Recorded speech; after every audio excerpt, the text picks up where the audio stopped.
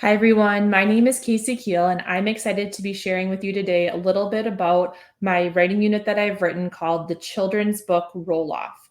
I'm going to start by just explaining what the writing unit is all about, and then I will actually read you the mentor text for the writing unit and share the unit plan with you as well. So, I'm going to start by just sharing what exactly is a children's book roll off. And what it is the students would start by just studying popular children's books in a series. Think like Scaredy Squirrel, Pete the Cat, Little Blue Truck. Any children's book in a series would work. And they are then going to write a children's book that could be added to the series of already published books.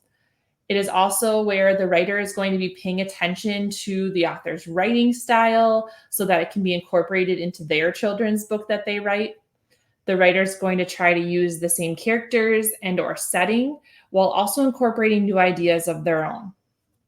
We'll focus on narrative techniques such as description of events, characters, and setting. They'll pick a logical starting and stopping point for the children's story, along with a sequence of events that will happen between the beginning and the end.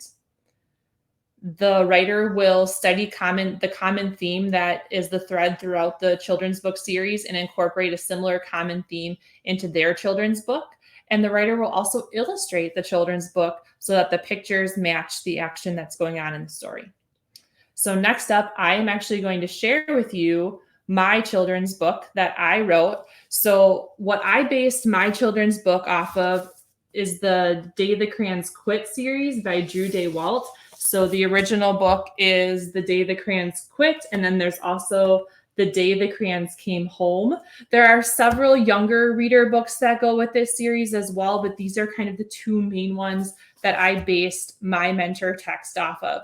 So once again, students are going to study a popular children's book series, and they're going to think, what would be an idea of another book that I could add to this series? So for me, I decided to write another book to add to this series, and I called it The Day the Crayons Went to School. And I do have to give credit to my mother-in-law who illustrated this story for me.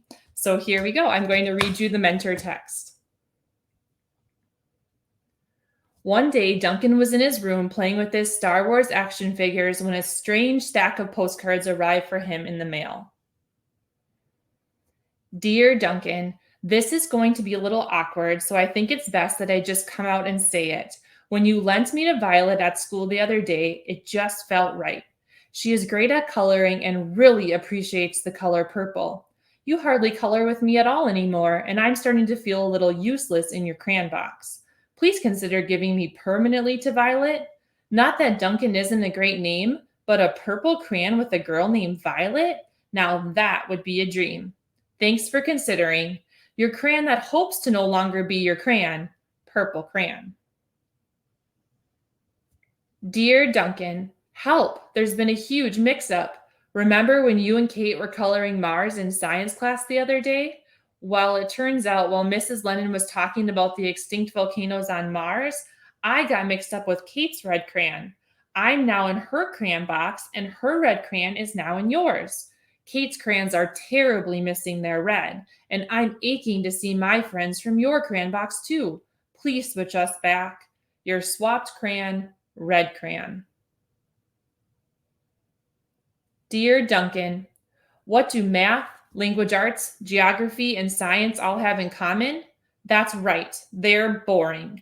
It's not fair that I must suffer through all these subjects only to miss out on being brought to fun classes like lunch, PE, and recess. Can you imagine how that makes me feel? I didn't think so. I don't think you took the time to put yourself in my shoes. Next time you take me to school, please consider this. Your incredibly bored friend, Yellow Crayon. Dear Duncan, I'm writing to you from Mr. McMurray's janitor closet. Yep, you dropped me and left me on the floor during Spanish class on Tuesday. I thought maybe that was it for me. A lot of people would have just thrown me away like garbage, or should I say, basura. Not Mr. McMurray, though. He picked me up and brought me back to a safe place. The kindness he showed me has left enough room in my heart to forgive you for your careless actions. Please come and get me from closet 133B at your earliest convenience. Your forgiving friend, Gray Crayon. Dear Duncan, Thank goodness we're home. I was so excited to to school with you, but please never bring me again unless you're willing to clean out your locker before leaving me stuck in there all day. I can handle a little mess. I'm used to that with your room at home. What I can't handle, however, is the smell of a half eaten lunch you quite obviously forgot to throw away from last week. Not to mention the stench of your PE clothes that need an immediate wash. Your adverse to stinky smells friend, Pink Crayon. Dear Duncan, Green Crayon and Blue Crayon here. We have a slight concern about the map you colored in geography this week of the continents and oceans.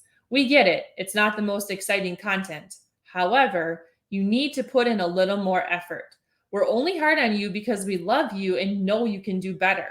Your encouraging friends, Green Crayon and Blue Crayon.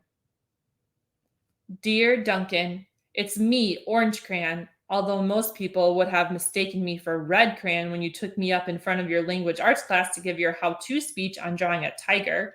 I get that orange is needed to draw a tiger, but did you know that I have a horrible fear of public speaking?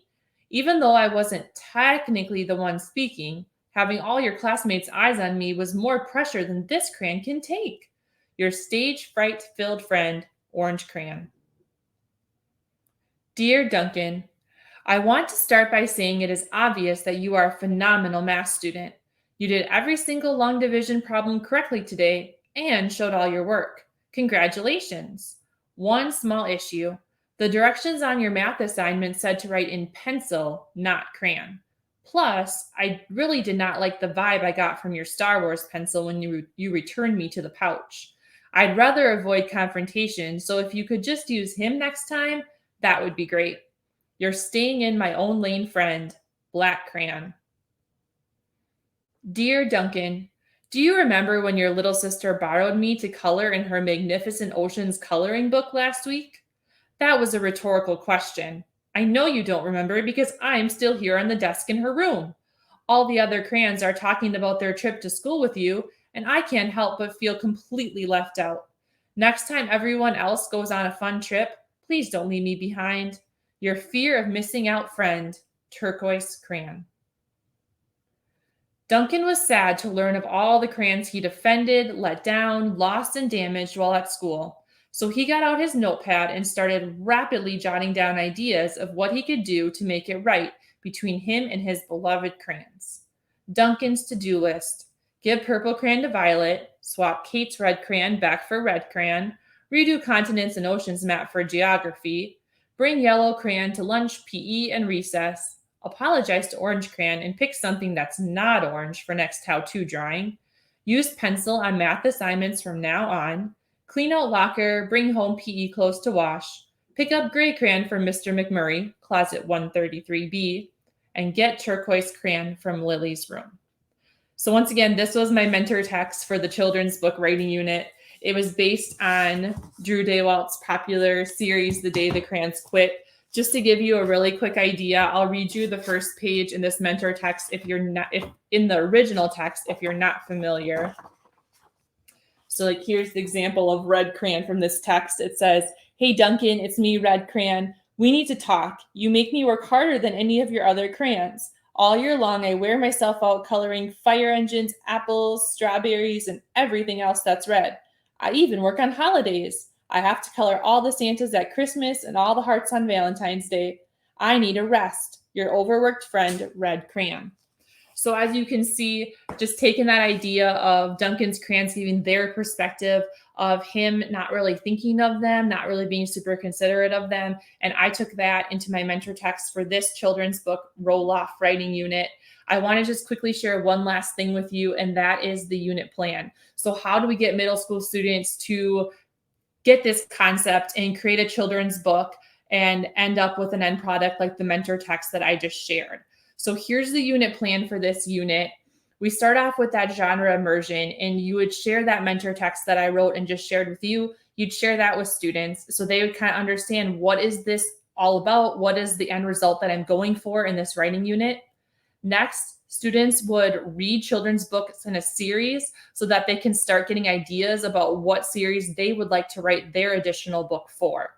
And I have a list included with this unit, and it includes like the links to all the Amazon, all the books on Amazon, and then it also includes YouTube links of the books being read aloud. So you have a couple different options. You could have students watch the books on YouTube if you don't have the resources to purchase the children's book for this unit, or you could purchase children's books for the unit. I could see it being done with like one series for the whole class, or buying multiple series and having students choose the series that most interests them. So all those links and ideas are included in the unit. Students then think about the topics and themes in that book series so they can consider what their book will be about. They study the author's writing style so they can get an idea of those things that they want to incorporate into their book. They map out a sequence of events that occurred in one of the books of the series so they can see how the events happen. And then they actually map out a sequence of events for their book. They then start drafting, and there's a day to draft the beginning, a day to draft the middle, and a day to draft the end of their children's book. And then students will revise their story, looking from the lens, and there's a really nice checklist that's included, looking from the lens of how well and consistent they kept that author's writing style that they identified earlier on in the unit. And there are graphic organizers, teacher lesson plans, examples of the process that I went through with my mentor text, like examples of that those sheets filled out to share with students, and PowerPoint and Google Slides presentations for each lesson. And each lesson is intended for a day, one day. Students then revise using a peer sounding board. They edit for correct conventions. They illustrate, and then they publish. And I have about 10 really nice ideas of how they could authentically share their children's book with an audience.